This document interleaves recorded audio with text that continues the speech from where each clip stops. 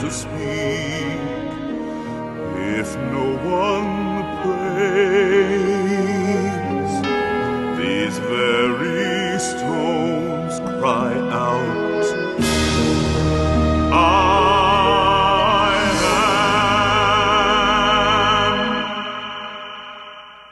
am. Shalom. Hello again. Welcome to the last program of our archaeological series, The Stones Cry Out. We've gone to various digs in Israel and we've seen some fascinating things. We've seen proofs of the existence of people who were thought not to exist, such as King David or Caiaphas, the high priest at the time of Christ, or Pontius Pilate. Proofs, that is, their names written on stone and so on, that came up out of archaeological digs. We have found cities that were said not to exist, Hazor, Dan, Ekron, the Philistine city. The so-called liberals, the non-biblical people who have said these things don't exist, have to rewrite their books all the time as these things are found. Most importantly, we found evidence of crucifixion, a heel bone with a nail through it, all in this series. All of these things, of course, in Israel. And you know, by the Western Wall is an archaeological tunnel that shows King Herod's stones. They are gigantic and they're sunk into the very bedrock. I toured that archaeological tunnel with the head archaeologist of the temple site, Danny Bahat.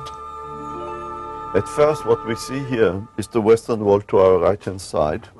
This is actually the last point in it, and it is all carved in the rock, because Herod the Great really destroyed everything which was before him, and what he did was to put here down below it is natural rock, and to bring one course of stones which you see here. Oh, this is on top of the bedrock. Yes, that's bedrock. Down below this is bedrock. I see. And above it he built this. But the most exciting of all the stones in the Western Wall is the one which you see here, because here you can see how he brought it from the quarry.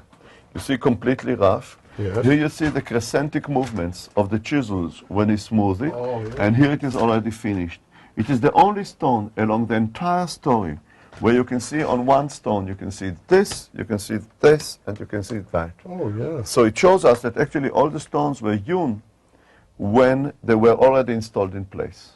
I see. You understand? He put it in the wall, then he worked brought it roughly, he walked on the side, and here it is the final shape of it. Above ground, recent digs have unearthed further testimony supporting the biblical record. Dr. Thomas McCall, our ministry's consulting theologian, joined archaeologist Yaakov Billig to explore the evidence for a Roman conquest of the Jews and the Temple Mount 2,000 years ago. Well, Yaakov, can you tell me about these large stones that have been stacked up there? These are some of the original stones that were originally built on the Western Wall. What we see of the Herodian Western Wall is maybe 40% of the original height. Beforehand, when the wall was constructed, it reached about 35 meters above street level.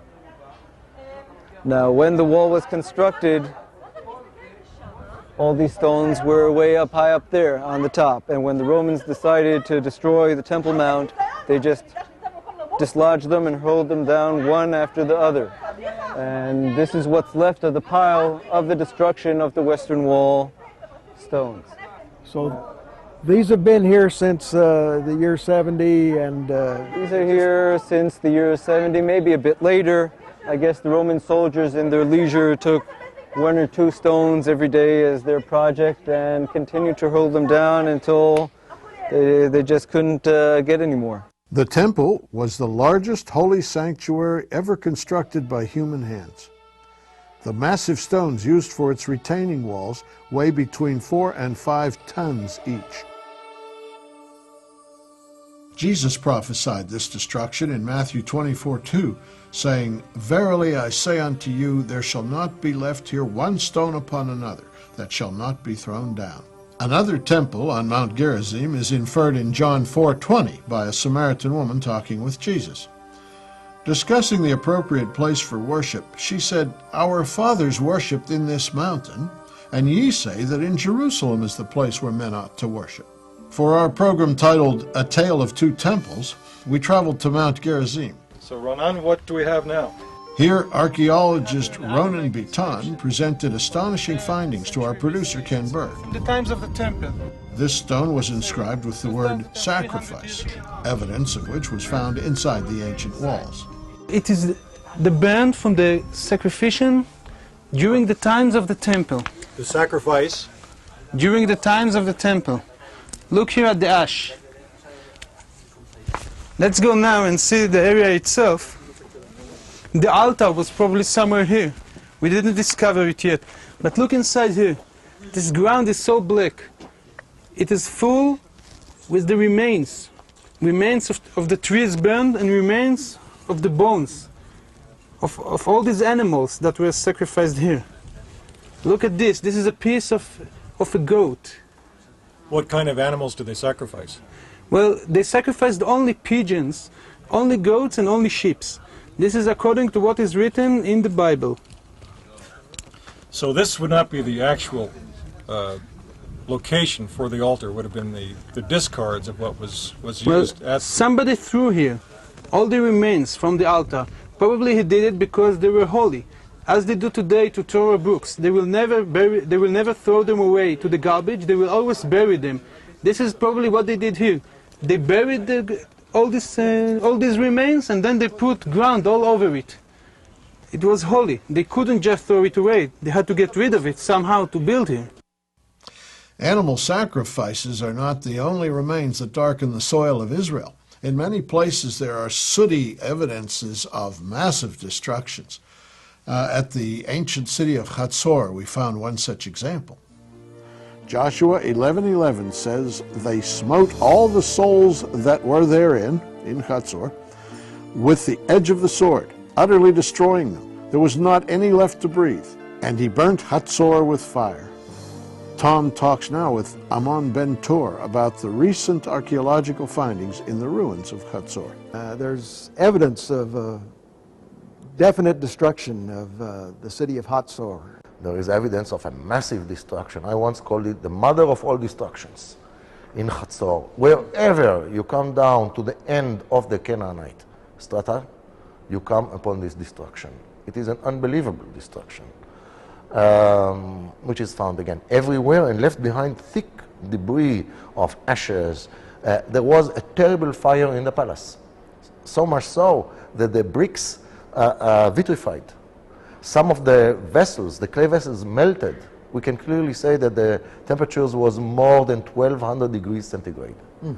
When a normal fire is about 600, 700 degrees. So how did this happen? We found evidence of a lot of timber, which was used in the construction of the palace. So this is number one. Two, if you look at these enormous jars, this one here, this comes from the palace, and we have dozens of them in the palace. And some of them, maybe all of them, but in some we can prove it, they contained oil. The oil is not there anymore, but the spillage and the fire left very, very distinctive marks. So you have timber, you have oil, and you told me you were at Hazor. If you were there in the afternoon, do you remember the wind? The wind there is unbelievable at Hazor. Put these three together, you'll get this kind of fire. Even cities not mentioned in the biblical record can enlighten critics of the Bible. One complaint often made is Jesus really didn't know Greek culture, language, expressions, and so on. But Zippori, a city near Nazareth, was a Greco-Roman citadel and undertook quite a building program in the first century.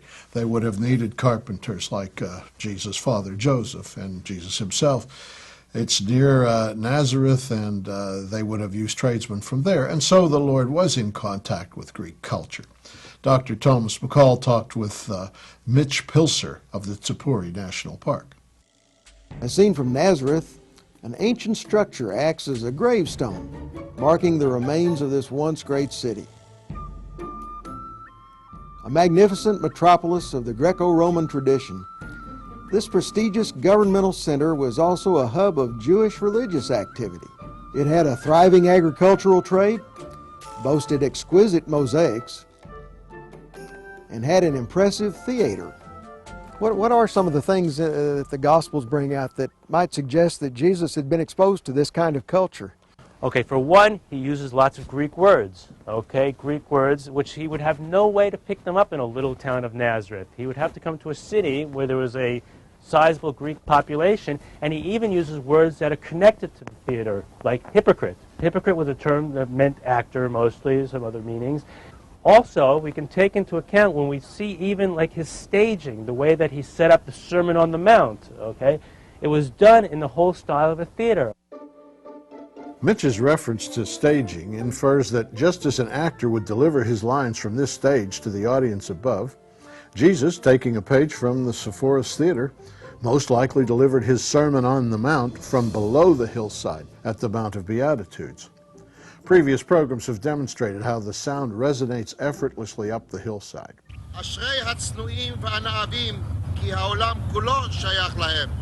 Blessed are the meek, for they shall inherit the earth. אשרי השואפים בכל ליבם לעשות את הטוב והישר כי אלוהים ימלא את שאיפתם. Blessed are they which do hunger and thirst after righteousness, for they shall be filled. From this example, the Sermon Below the Mount might have been a more appropriate title for Christ's magnificent treatise on godly living. Unlike Zippori, the Roman harbor of Caesarea is often mentioned in Scripture, and there we find exquisite proof of Bible accuracy. Just south of the harbor, archaeologists have recently unearthed this large arena, or hippodrome. It measures 300 yards in length by 80 yards in width and was one of the largest gathering places for public events, such as chariot races and athletic competitions. A bema, or judgment seat, was found at one end of the arena. In Acts 25, the Roman governor Felix went down to Caesarea and, sitting on the judgment seat, commanded Paul to be brought. There, a public hearing would take place when the Jews complained against the Gentiles, probably if Peter was trial and it was a public hearing, it would be in front of this bema. Well, we know that the Apostle Paul was tried before the Roman governor. Is it possible it might have been at Paul the bema? might be been trial either there or in the courthouse. And as for the courthouse, if it wasn't in the governor palace, it would have been in closer by, not far from the Hippodrome. We exposed an administrative center, and because we found below this courthouse some underground vaults, probably some prisoners were being kept there before being tried or after being tried. If Paul being tried there, and we know from the scripts that he was kept in prison, it might be, this is one of the candidates that cannot be ruled out. Also found in the ruins of Caesarea was the name of a famous New Testament ruler. This stone inscription asserts the historic validity of the Judean procurator, Pontius Pilate.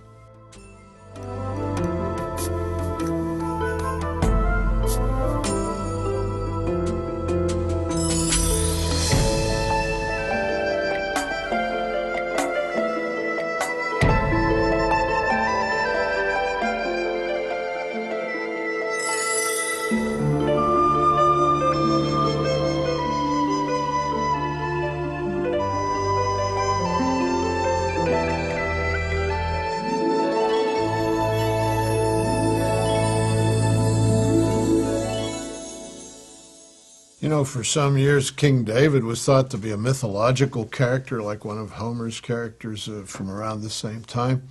But a stone was discovered at Tel Dan by archaeologist Avraham Biran, and he found the name of King David. He deciphered this find. You see, the words are separated by dots. Now, the exciting thing is when you find suddenly an expression which you know very well from the Bible, like Melech Yisrael, the king of Israel. The word Melech, king, Yisrael of Israel, king of Israel, written in ancient Aramaic script, and below that, another line, and you have the last letter of the word king, of the word Melech, similar to the one before, the last letter of the word king, Chaf, Melech, and then next to it is BEIT, Bet Yutaf, Beit house, Dalet David, house of David, without a dot between. Now that's important, because then the expression Beit David, house of David, was apparently a known expression. Dr. Biran responds to the scholars who question the impact of this incredible find. There are all scholars who have theories that most of the historical events mentioned in the Bible are possibly late inventions, were not so. And since the house of David, for example, the name, the expression, and the name David, for that matter, was never found outside the Bible, people used to say, well, you know, people invented a legend. So now you have evidence on stone, engraved on stone, of the expression Beit David, house of David. Evidence of idol worship in the northern kingdom of Israel has been uncovered, as in 1 Kings 12:28, whereupon the king took counsel and made 2 calves of gold, and said unto them, It is too much for you to go up to Jerusalem. Behold thy gods, O Israel, which brought thee up out of the land of Egypt. And he set the one in Bethel, and the other he put in Dan. And this thing became a sin, for the people went to worship before the one even unto Dan. We'll go to location at what is now known as Tel Dan. This is the entrance to the high place, or Bama in Hebrew. Entering this gate, the people would bring their offerings of bulls and young calves for sacrifice. The metal frame shows the exact size and location of the original stone altar. Priests would ascend the steps and lay the animal on the fire of the altar. A flat stone platform can be seen in back of the metal frame on which Jeroboam placed the golden calf referred to in 1 Kings 12:28-31. We have in the destruction of the city of Dan by the Assyrians, who ended the kingdom in 733 BCE, we have a room where an altar was found with the vessels used in the sacrifice. We have the iron shovels, the censers that took the coals off the altars and the incense out of the incense altars that were burned to the deity. And we have a beautiful bronze libation bowl which was poured as an offering to the deity as well. So this validates the historicity of the cultic worship that was described in the Hebrew Scriptures. It gives us our first tangible evidence of what the dimensions of a high place are like. If we look at the biblical description of the tabernacle in Exodus in the time of Moses, and we look at the measurements of the high place, the altar, which is 10 cubits on a side, roughly 5 meters or about 5 yards to a side square, that was the size or the prescription for the size of the sacrificial altar mentioned at Sinai that Moses was to build for the burning of the sheep and the goats and the bulls. At Dan we have an altar that fits exactly those dimensions. And then the altar in the tabernacle is to be 10 meters in front of the tabernacle, which was the tent shrine that housed the Ark of the Covenant.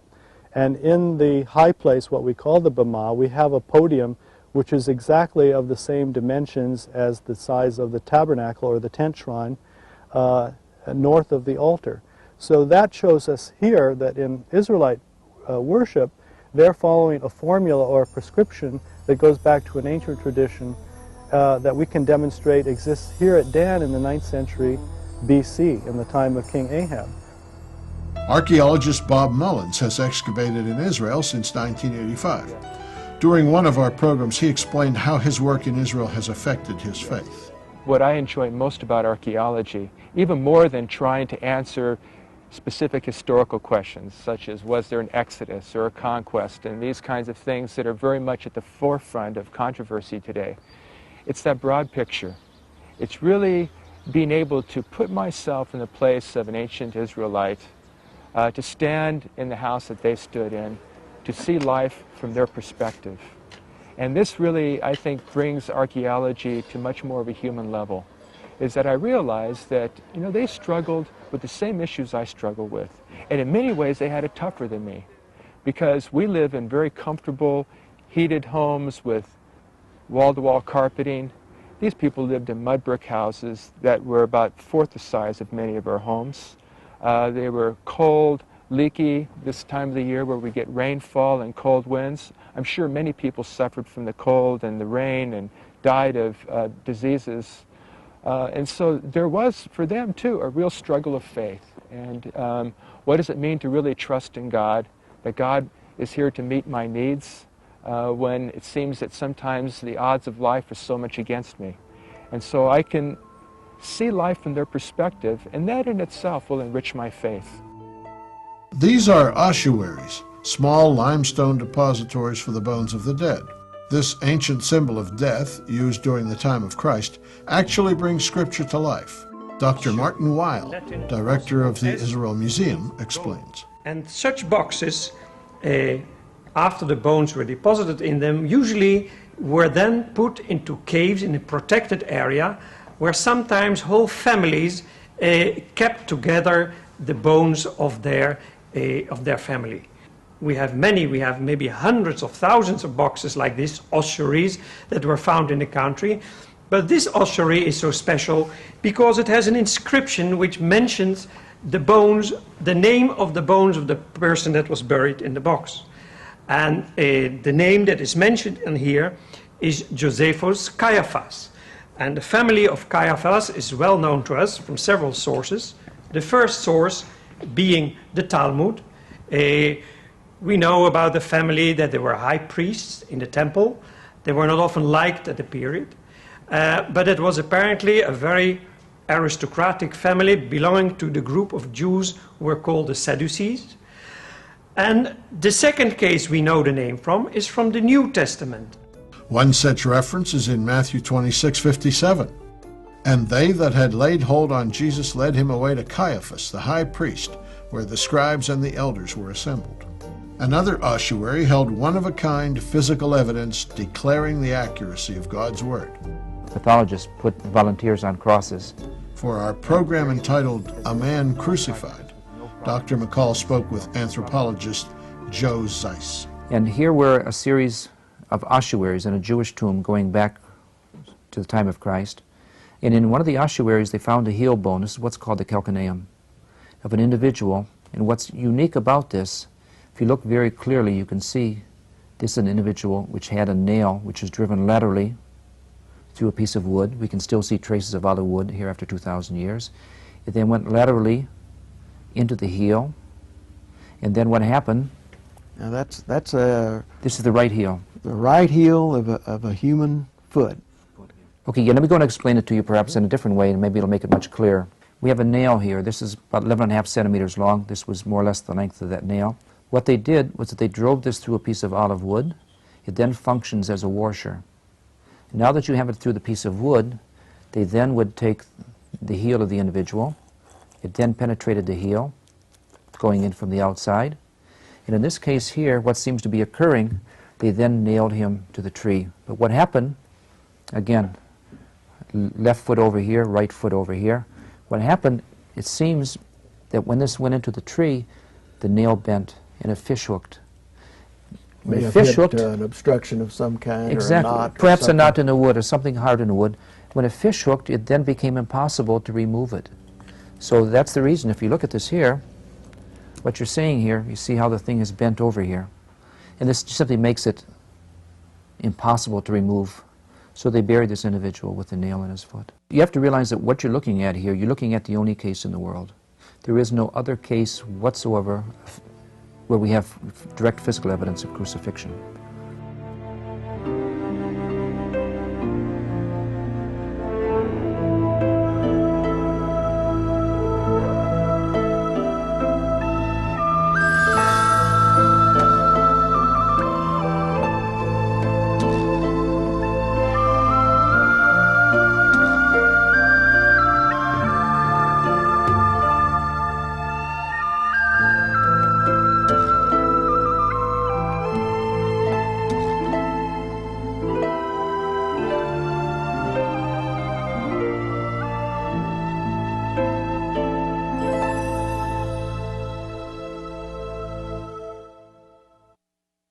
Well, this has been a series in which I learned some things. I can tell you, you can't go to Israel enough that you stop learning. I've taken 55 tours there, And I haven't seen all of these archaeological digs. Our tours go to Masada and Megiddo and Bat Shan, famous digs, and of course the temple site. But some of these are new and kind of obscure.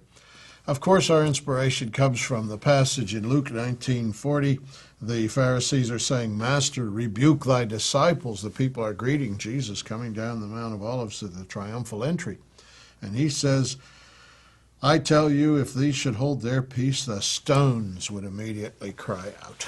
And the stones are still crying out as a witness to the fact that this is biblical land, this is Jewish land, the Bible is accurate, the people that were there first have the land grant. These are important facts in today's world, today's politics, and the way prophecy seems to be working out. This series is a real witnessing tool to thinking people.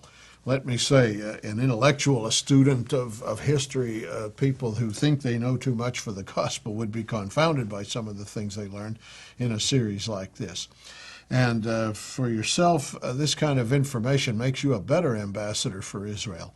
In this world, Israel needs all the good news it can have. So, you know, the thing proves the Bible's perfectly reliable, and its author is one in whom you can place your destiny with confidence. You can also ask for the Levitt letter. It's free. The letter we serve you every month, our catalog of all of our offers for all times. And Sha'alu Shalom Yerushalayim. Pray for the peace of Jerusalem.